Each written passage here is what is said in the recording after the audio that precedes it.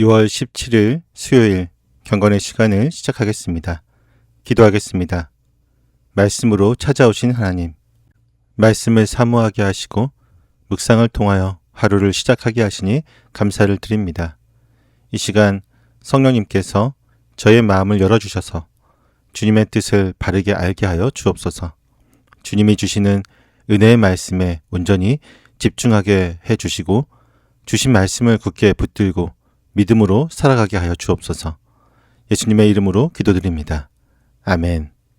예레미야애가 1장 8절에서부터 17절까지의 말씀을 보겠습니다. 같이 읽습니다. 예루살렘이 그렇게 죄를 짓더니 마침내 조롱거리가 되었구나. 그를 떠받들던 자가 모두 그 벌거벗은 모습을 보고서 그를 업신여기니 이제 한숨 지으며 얼굴을 들지 못한다. 그의 더러움이 치마 속에 있으나 자기의 앞날을 생각하지 않는다. 그렇게 비참해져도 아무도 위로하는 이가 없다. 주님, 원수들이 우쭐댑니다. 나의 이 고통을 살펴주십시오.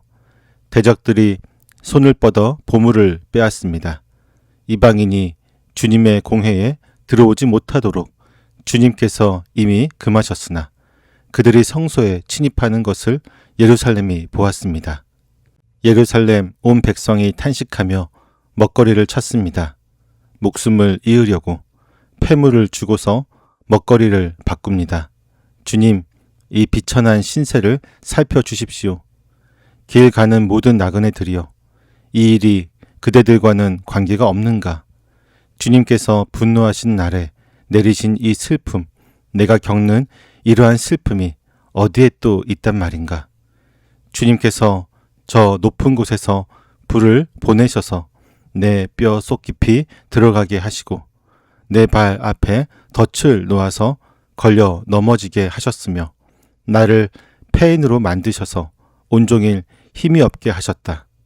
주님께서 내가 지은 죄를 묻고 얼겨서 멍에를 만드시고 그것을 내 목에 얹어서 힘을 쓸 수 없게 하셨다.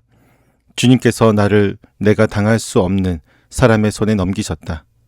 주님께서 내 청년들을 무찌르시려고 내게서 용사들을 모두 몰아내시고 나를 칠 군대를 일으키셨다. 주님께서 처녀 유다를 술틀에 넣고 짓밟으셨다. 이 일로 내가 우니 눈에서 눈물이 물처럼 흐른다. 내게 생기를 되돌려 주고 위로하여 줄 이가 가까이에 없다. 원수들이 우리를 이기니 나의 아들 딸들이 처량하게 되었다. 시온이 손을 들어 빌었으나 그를 위로하는 사람 아무도 없구나. 주님께서 사방에 있는 적들을 시켜서 야곱을 치게 하셨으니 사람들은 예루살렘을 더러운 성으로 여기는구나. 아멘. 예루살렘은 끝없는 우상 숭배와 영적인 타락을 저지르며 앞날을 전혀 생각하지 않은 채 죄의 쾌락에 취해 있었습니다. 그 결과 예루살렘은 벌거벗겨진 여인처럼 자신의 모든 더러움과 수치를 온 세상 앞에 드러내는 끔찍한 조롱거리가 되었습니다.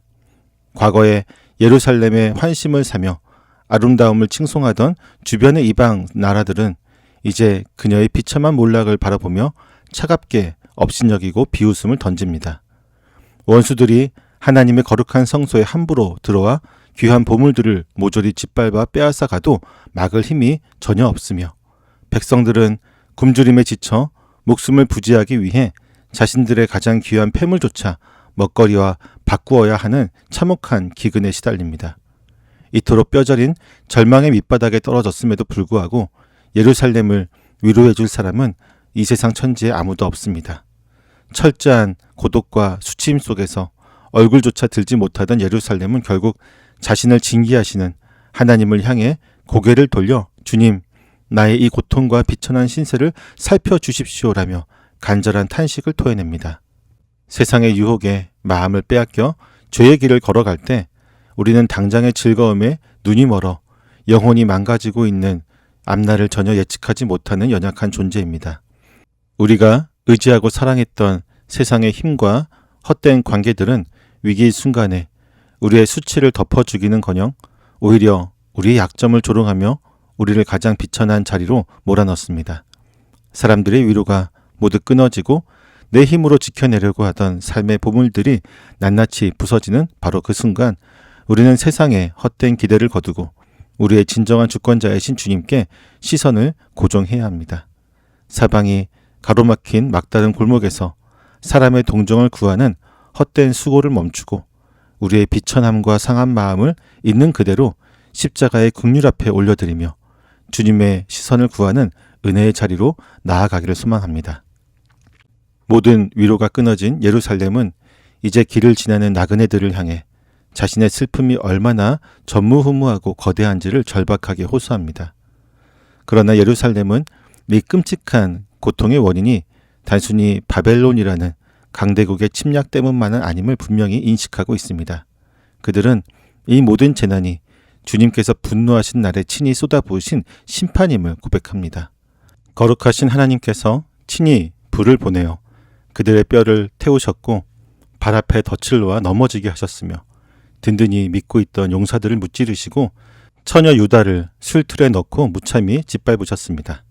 특히 14절은 주님께서 예루살렘이 지은 숱한 죄악들을 친히 묶고 얽어서 무거운 멍에로 만드신 뒤 그것을 백성들의 목에 얹어 도저히 저항할 수 없는 원수의 손에 넘기셨다고 선명하게 말하고 있습니다. 그들을 짓누르는 참혹한 형벌은 외부에서 우연히 날아온 불행이 아니라 그들 자신이 오랜 세월 고집스럽게 뿌려온 죄악의 씨앗들이 하나님의 공의로운 손길 안에서 심판의 멍에로 되돌아온 결과였습니다. 우리는 삶에 감당하기 힘든 시련과 환란이 닥쳐올 때 상황의 억울함을 호소하며 원인을 밖에서 찾으려고 합니다.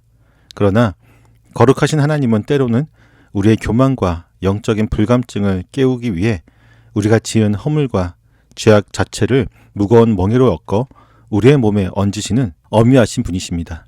내가 겪는 고통이 하나님께서 내 영혼을 흔들어 깨우시기 위해 허락하신 주권적인 징계임을 인정할 때 우리는 비로소 참된 회복의 첫 걸음을 뗄 수 있습니다. 환란 속에서 불평하는 입술을 다물고 내 영혼의 어두운 죄악들을 정직하게 대면하며 하나님의 위엄하신 다스림 앞에 철저히 납작 엎드려 주님의 자비를 구하는 겸손한 순종이 우리의 삶의 회복이 될 것입니다. 하나님의 매서운 징계 아래서 예루살렘의 눈에는 눈물이 물처럼 쏟아져 내립니다. 성읍은 잿더미가 되었고 사랑하는 자녀들은 대적들의 손에 넘어가 처량한 신세가 되었음에도 곁에 다가와 생기를 되찾아 주고 눈물을 닦아줄 위로자는 없습니다. 이러한 절망 속에서 시온은 누군가의 도움을 구하며 두 손을 간절히 치켜들지만 아무도 그 손을 잡아주지 않습니다. 주님께서 친히 사방의 이웃 나라들을 명하여 유다의 대적으로 삼으셨기에 주변의 모든 사람은 예루살렘을 더럽고 흉측한 것으로 취급하며 철저히 외면해 버렸습니다. 이처럼 하나님께서 작정하시고 사방의 모든 도움의 문을 닫으실 때 인간은 철저한 고립과 전적인 무능력이라고 하는 차가운 현실을 마주하게 됩니다.